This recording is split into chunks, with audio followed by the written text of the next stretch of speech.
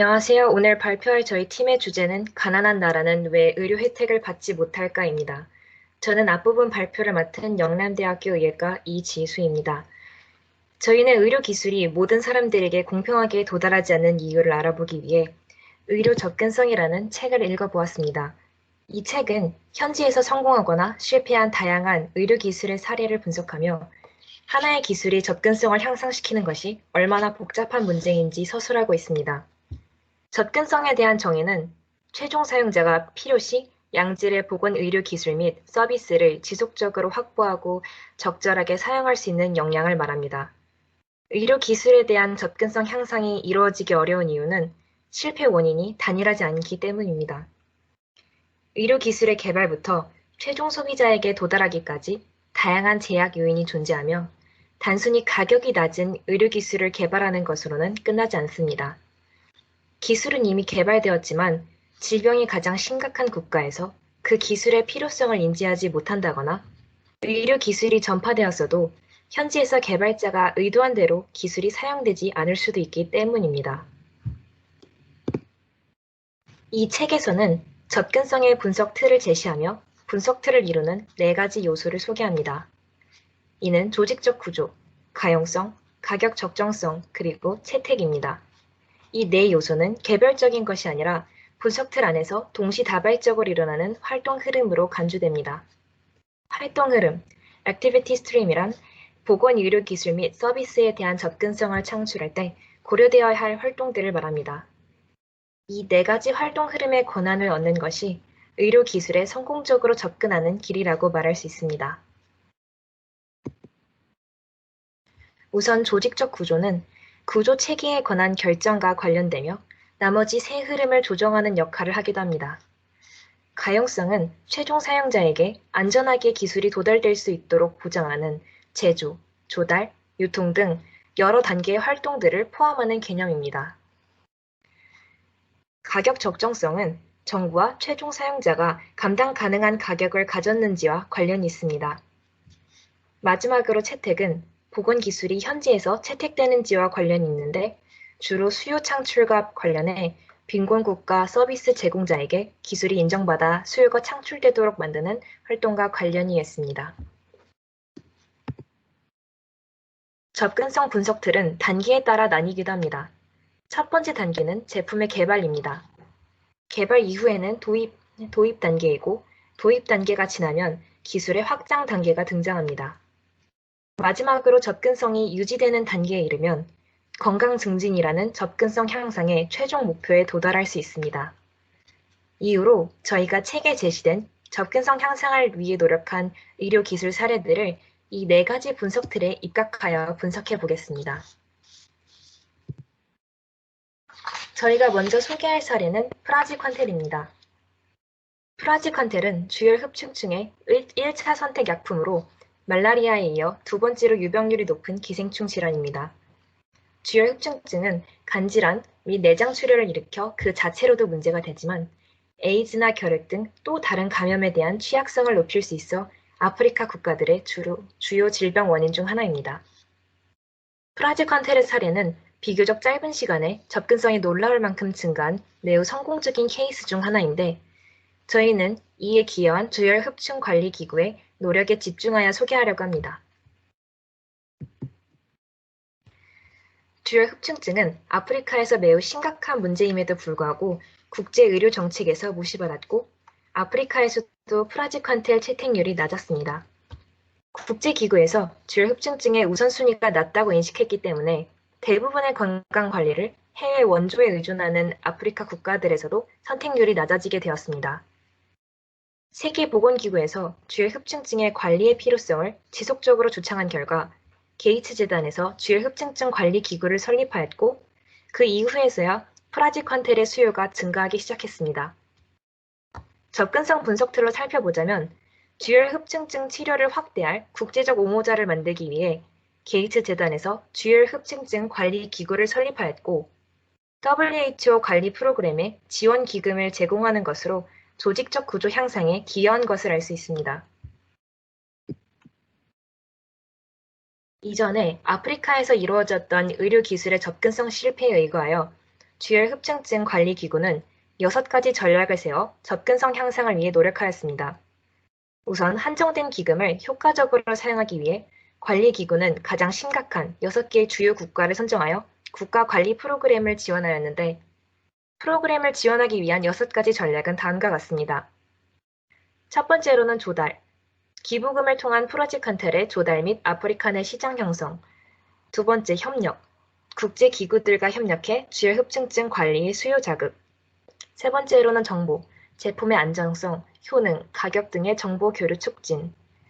네 번째는 등록으로 경쟁적 입찰 확보를 위한 제품의 등록을 장려하고, 다섯 번째는 지역 제조, GMP 승인을 통한 아프리카 생산업체의 생산 장려 및 여섯 번째는 기부로 프라지칸텔의 기부를 수용해 국가 프로그램에서 관리하는 것입니다. 이 전략들을 접근성의 틀로 나누어 세부적으로 알아보도록 하겠습니다. 두 번째 활동 흐름인 채택을 개선하기 위해 쥐혈흡증증의 우선순위를 개선하고자 했습니다. 최종 사용자의 선택을 높이기 위해 우선 약품의 고른 품질을 보장해야 했습니다. 국제조제협회는 전 세계 업체에서 구매한 고품질의 약품을 국제조제협회 라벨을 붙여 판매함으로써 보장된 프라지컨테를 제공하였습니다. 쥐혈흡증증 관리기구는 국제조제협회뿐 아니라 여러 공급업체를 선정하여 고품질의 약품을 아프리카에 공급하기 위해 노력하였습니다. 그리고 쥐혈흡증증 치료에 대한 관심을 고취하고자 여러 국제기구와 협력하였고, 아프리카 정부와 협력해 쥐혈흡증증 관리 프로그램을 국가 정책에 수립하도록 유도하기로 했습니다.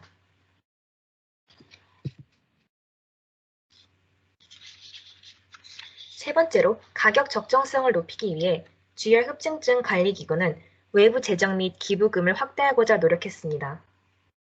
게이츠 재단의 기금을 통한 대량 구매를 시작으로 추가적인 기부금 유치를 통해 선정국의 프라지컨테를 조달하였습니다. 기부금뿐만 아니라 프라지컨테 자체를 직접적으로 기부받기도 했는데, 특히 매드팜이 2005년 대량으로 약품을 기부하기도 했습니다. 물론 무료 약품이 늘어날 경우 아프리카 내 건강한 시장 형성을 저해할 수 있어 신중해야 하는 면이 있습니다. 하지만 아직 다른 질병에 비해 쥐혈흡증증의 위험성에 대한 인식이 아직 낮아 기업들의 약품 기부는 소량에 그쳤을 뿐이고, 기부 자금을 아프리카 시장 형성에 재투자하는 형식으로 문제를 해결할 수 있습니다. 약품 자체의 가격을 낮추는 노력도 지속되었습니다. 여러 회사의 입찰을 배분함으로써 시장 경쟁을 유도해 프라지컨텔의 가격이 낮아졌습니다. 뿐만 아니라 약품이 등록되어야만 국가 관리 프로그램에 편입될 수 있다는 점을 홍보하여 기업들이 제품을 아프리카 시장에 등록하도록 장려하였고, 아프리카 정부의 선택권을 넓힘으로써 낮은 가격에 약을 구매하도록 도왔습니다. 네 번째로, 가용성을 높이기 위해 기구는 정보망을 구축했습니다. 이전에는 소비가 잘 이루어지지 않아 시장에 확립되지 않았습니다. 그로 인해 국가 입찰에 대한 의사결정이 사전 조율된 단일 업체의 독점 가격을 수용하는 식으로 이루어졌습니다. 이를 해결하기 위해 쥐혈흡증증 관리기구는 정보망을 개선하고 아프리카 내 시장 확대를 도모했습니다. 뿐만 아니라 기업들이 아프리카 제약회사에게 프라지컨텔의 활성 성분을 공급할 통로를 열어주어 아프리카 내 지역 생산을 장려하였습니다. 또한 비영리 기구들의 기술적 지원을 통해 아프리카 내 설비를 구축하도록 돕기도 했습니다. 이렇게 4가지 분석 틀에서 다각도로 살펴본 결과 쥐혈흡증증 관리기구는 체계적 전략을 통해 성공적으로 프라지컨텔의 접근성을 향상했다는 점을 알 수 있습니다. 그러나 단기간에 이루어진 성과이기에 아직 지속적인 접근성을 위한 과제가 남아 있습니다. WHO는 지속적인 쥐혈흡증증 관리를 위해 아프리카 정부가 다음과 같은 치료 전략을 수용하기 추천하였습니다. 우선 고위험군 환자를 집중적으로 관리하여 이완율을 낮추고 그 이후 학령기 아동들을 대상으로 한 치료 프로그램으로 전환해 유지요법을 실시하는 것입니다. 이 치료 프로그램이 성공적으로 발전되려면 초기 고위험군 환자 관리에 필요한 막대한 약품을 약 5년간 안정적으로 공급받을 수 있는 방안이 마련되어야 합니다. 뿐만 아니라 쥐혈흡증증 관리기구가 처음에 선정한 6개 집중관리국 외의 국가들도 프라지컨텔의 접근성을 향상시킬 수 있는 방안을 마련해야 할 것입니다. 두 번째로 저희가 소개할 사례는 말라리아 신속 진단 검사 키트입니다. 앞의 사례와 다르게 치료제가 아닌 검사에 사용되는 키트로 매우 단순한 기술임에도 불구하고 의료 기술이 적재적소에서 쓰임을 다하려면 많은 노력이 필요함을 보여줍니다. 신속 검사 키트가 만들어진 배경은 현미경 검사가 용이하지 않은 국가에서 빠르게 말라리아를 진단하여 치료를 받을 수 있도록 하기 위해 개발되었습니다. 첫 번째로 조직적 구조에 대해 알아보겠습니다. 말라리아가 개도국에서 매우 심각한 문제임에도 불구하고 접근성을 증진시킬 구조 자체가 미비한 상황이었습니다. 이후 마닐라에 소재한 세계보건기구 지역사무소 내에 지역 거점이 설립되어 자금을 관리하기 시작하였습니다. 하지만 이미 신속 검사 키트의 수요가 넘쳐나 시장 규모가 커진 상태에서 조정기구가 이후에 설립되었기에 아쉬움이 남습니다. 두 번째 틀인 채택에 대해 살펴보겠습니다. 우선 신속 검사 키트에 대한 사용 설명서와 국제 정책 지침을 개발하였습니다. 신속 진단 키트는 보관하는 온도가 중요한데 유통 시 고온에 노출됨으로써 성능이 일정하지 않다는 문제가 있었습니다. 이를 해결하기 위해 파인드와 협력하여 질 보장 체계를 구축하였습니다. 또 하나의 문제는 말라리아를 임상적으로 진단하던 의료 종사자들이 키트 결과를 진단에 반영하지 않는다는 문제점이 있었습니다. 그리고 현지에 시계나 타이머가 없을 경우 검사를 언제 확인해야 할지 몰라 검사 결과에 문제가 생기는 경우도 있었습니다. 그래서 WHO는 자원이 부족한 의료 체계에서도 시행 가능한 훈련 지침을 개발하였고 이중 포장 및 타이머를 구비한 세트를 개발하도록 장려하였습니다. 세 번째로 가격 적정성입니다. 신속 검사 키트는 현미경 검사를 대체하기 위해 개발되었는데 슬라이드당 현미경 검사보다 비싼 역설적인 현상이 나타났습니다. 그래서 개도국 정부의 신속 검사 키트를 구매를 지원할 국제적 자금을 조달하였고 GFATM이 키트를 구매에 조달하면서 해결하고자 노력했습니다. 그러나 키트 자체의 가격을 낮추려는 노력이 미비했기 때문에 외부 자금의 지원이 중단되었을 때의 문제점을 해결해야 합니다. 네 번째로 가용성입니다. 초기에는 제품 자체의 질이 낮아 성능 문제가 야기되었는데 이는 파인드와 WHO가 협력해 질 보장 체계를 구축하면서 해결되었습니다. 또한 제품에 대한 정보 격차 심화를 해결하기 위해 제품 정보를 공고하는 사이트를 개설하여 기준에 만족한 제품 리스트를 공개하였습니다. 신속 검사 키트의 접근성은 이전보다 향상되었지만 그래도 아쉬운 점이 남습니다. 다른 기술과는 다르게 중요성이 빠르게 인지되어 시장이 먼저 커진 이후에 조정기구가 설립되었습니다. 그래서 기술이 없어 개발을 유도해야 한다거나 국가에게 필요성을 인지시키는 것은 문제가 되지 않았으나 시장 가격이 높게 형성되어 버렸습니다. 특히 조정기구가 시장 가격을 낮추려는 노력보다는 외부 자금에 의존하였기에 장기적인 대안 마련이 시급해 보입니다. 주요 흡증증 관리기구는 제품의 수요 자체를 유도하고 공급 업체들의 경쟁을 부추겨 가격을 낮추므로 시장 형성을 체계적으로 관리한 모습과는 대조적입니다. 그리고 개발자들이 현지 사정 및 유통 과정에 대한 지식 미비로 초기의 제품들이 현지에서 제대로 기능 발휘를 못했다는 점이 아쉽습니다. 물론 추후에 개선되긴 했지만 현지인들이 개발에 참여할 기회가 생긴다면 어떨까 생각이 듭니다. 다음으로는 이동훈이 발표를 이어가 주실 예정입니다.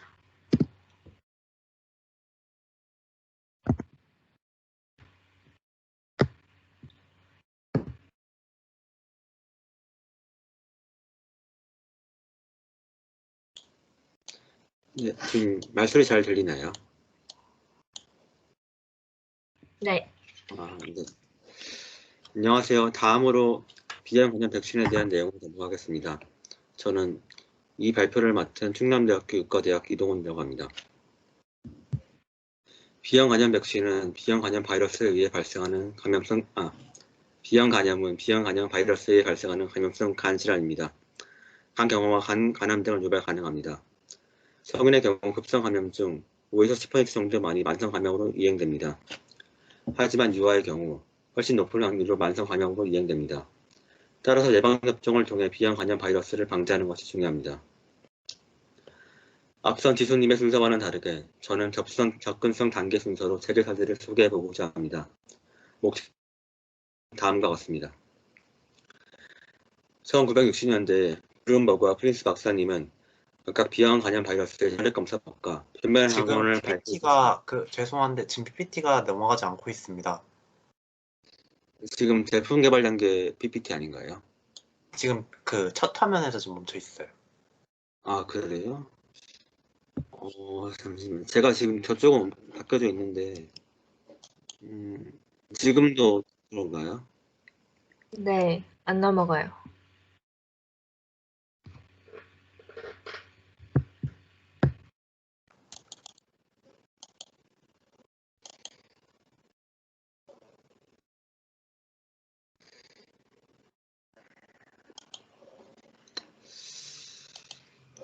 혹시 한번 화면 공유를 한번 종료해 보시고 다시 한번 해보시면 되지 않을까요?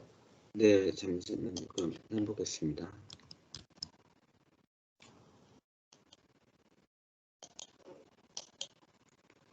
지금 어떻게 나가나요? 네, 지금 제대로 이제 넘어가기 시작했습니다. 네, 그럼 다시 시작하도록 하겠습니다. 네, 네, 감사합니다. 감사합니다.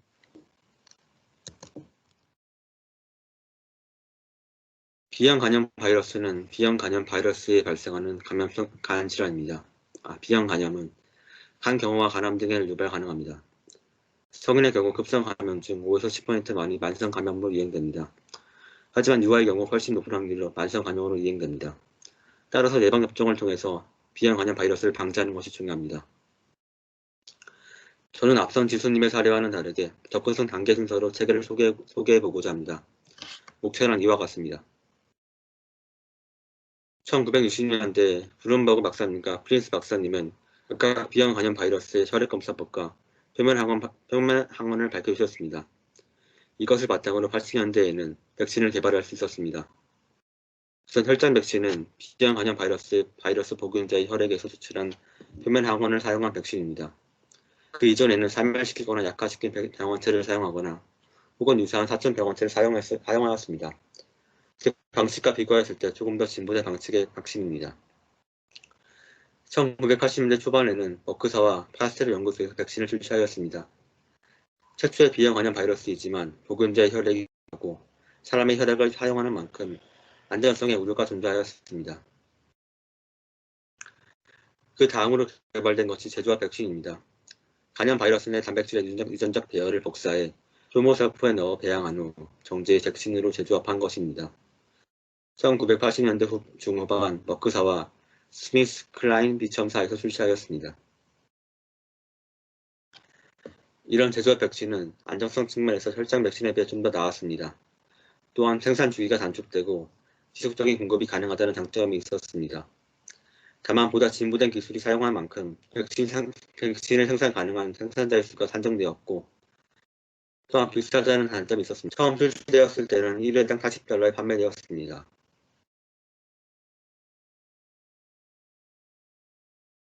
다음입니다. 1980년대 초 혈장 백신이 승인되었으나 개발도상국에는 제한적으로 공급될 수밖에 없었습니다. 방해 요인으로는 4가지를 줄 수 있습니다. 첫 번째, 가격입니다. 당시 출시되었던 혈장 백신은 1회당 $30였습니다.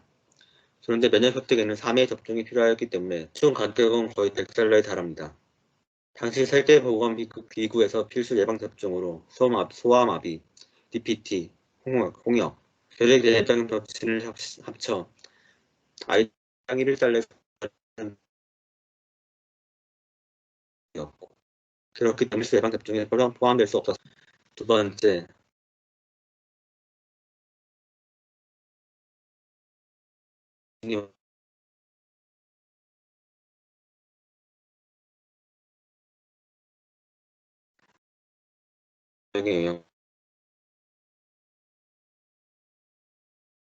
비형 간염의 피해 정도에 대한 모의입니다.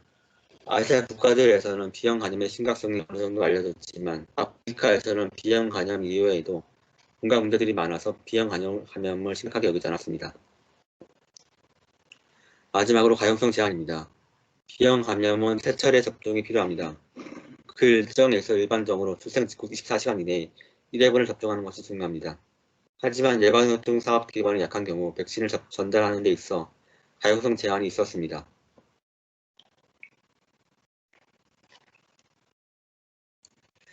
이런 가격 적정성, 채택, 가용성 문제를 해결하기 위해 1986년에 국제특별대책본부가 결성되었습니다. 실생활 예상의 대규모 예방접종 사업에 비형 감염 백신을 통합하는 것을 목표로 하였으며 또한 이를 위해 백신을 충분한 양으로 낮은 가격에 확보하는 것을 목표로 삼았습니다. 이를 위해 인도네시아, 타이, 중국, 케냐, 카메룬 등에서 예비 사업이 진행되었습니다. 인도네시아는 처음 진행된 예비 사업 중 하나입니다. 우선 백신 가격을 낮추기 위해 노력하며 비공개를 통해 한국의 녹십자와 1회당 0.5달러로 계약할 수 있었습니다. 또한 비형 감염 백신이 어느 정도 제어된 주사기를 활용해 전 유통막 실온에서도 유통을 어느 정도 안전하게 할 수 있었습니다. 그 결과 생후 첫 접종 전달을 원활하게 할 수 있었습니다. 그 결과 1991년부터는 비형 감염 예방접종을 보편적으로 시행하기로 결정하였습니다. 이후 비형 감염 백신에 대한 국제적인 공식 정책이 개발되기 시작하였습니다. 1991년과 국제회의가 감염 백신을 국가 예방접종 프로그램에 통합하기 위한 목표를 설정하였습니다. 또한 아동 백신 추진 기구 CVI가 이를 위한 기금을 하지만 비형 감염 백신의 가격이 아직도 1회 분당 1달러 정도의 비교적 높은 가격이었고 때문에 목표는 달성되지 못했습니다. 세 번째 확대 단계입니다. 가격의 인하가 필요한 상황에서 두 가지 조건이 가격 인하.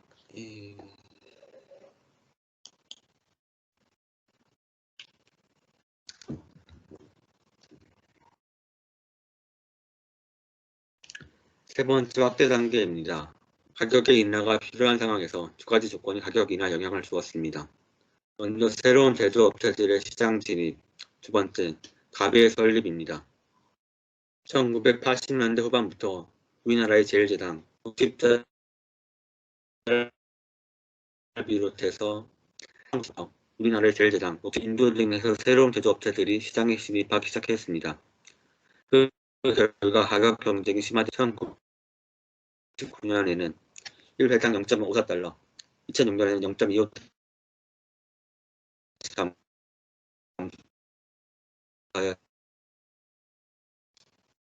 되었을 당시 40달러를 감소되었다고. 이런 신규 제조업체들의 진입 동기는 제조업 백신 기술이 도입되면 기존 업체 특허권이 만료되었다는 점, 식약처와 같은 국가의회 발전시킬 수 있었다는 점이 있습니다. 가비 또한 백신 확대 단계에 큰 역할을 하였습니다. 기존 1990년대 초에는 아동 백신 추진기구가 새로운 백신 개발을 목표로 기금을 모았습니다. 하지만 1990년대 후반에는 새로운 백신 개발이 어렵다는 점이 분명해졌고 가비가 창립되면 CVI의 역할을 대신하였습니다. 가비는 이미 개발되었으나 충분히 활용되지 못하고 있는 백신을 활용하는 것에 초점을 두었습니다. 민간 사업자를 대여하며 공공부문과 민간 부문의 조화를 추구하였습니다. 가비는 5년 안에 백신 가격이 떨어질 것이라 생각해 개발도 성공해서 5년 동안 무료로 제공하는 것을 첫 단계 모델로 제시하여 활동하였습니다. 다만 가격은 예측만큼 하락하지 않았습니다. 동원님 소리가 잘 안 들려요. 계속 끊깁니다. 국가 또한 지락시절 지금 소리가 지금 안 들리나요? 지금 소리는 들리나요? 그 소리 자체는 들리는데 계속 이제 끊겨서 들려요. 혹시 그 네트워크가 지금 좀 불안정하지 않나요? 지금 지금 네트워크가 안 좋아서 좀 파슬파슬고 하고 있긴 한데 이게 소리가 잘 지금도 끊기나요? 일단 그 지금은 안 끊기니까 일단 좀 그냥 계속 해보던 걸로 합시다. 네. 일어설 때는 괜찮았던 것 같은데 네, 죄송합니다. 아닙니다. 괜찮습니다. 네.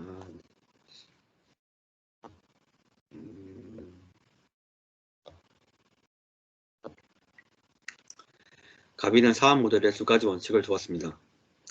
우선 충분히 이용되지 않고 있는 새로운 백신 조달에 재정을 지원하겠다고 하였으며 예방접종을 위한 사회 기반 시설을 마련하는데 장려금을 제공하기로 하였습니다. 다만 후에는 예방접종 체계에만 국한하기보다는 보다 광범위한 의료체계 발전으로 초점을 변경하였습니다. 지금은 들리나요? 가비는 이 원칙 하에 다음 5가지 유형의 지원을 제공하였습니다. 이런 가비의 노력은 어느 정도 성공을 거두었습니다. 1999년 이후 백신 보급 현황이 급격히 증가하였음을 확인할 수 있습니다. 현재는 가비의 지원을 받는 개발도상국 중 82%가 비형 간염 백신을 보편적으로 채택하고 있습니다. 다만 가비의 활동에도 비판이 존재합니다. 우선 새로운 백신 추가보다 기존 필수 예방 백신 접종 강화가 좀 더 중요하다는 의견도 있으며 또한 가비가 가격 협상에 나서지 못해 선진국 백신 제조회사들의 배를 불렸다는 비판도 있습니다. 또한 개발도상국의 자체 백신 생산 능력 상승에 대한 기여가 적다는 비판도 있습니다. 다만 이런 비판들은 선진국 백신 제조업체들이 개발도상국의 백신 시장 환경을 좀 더 매력적으로 보게 할 필요가 있다는 현실적인 조건들을 감안하여 받아들일 필요가 있습니다.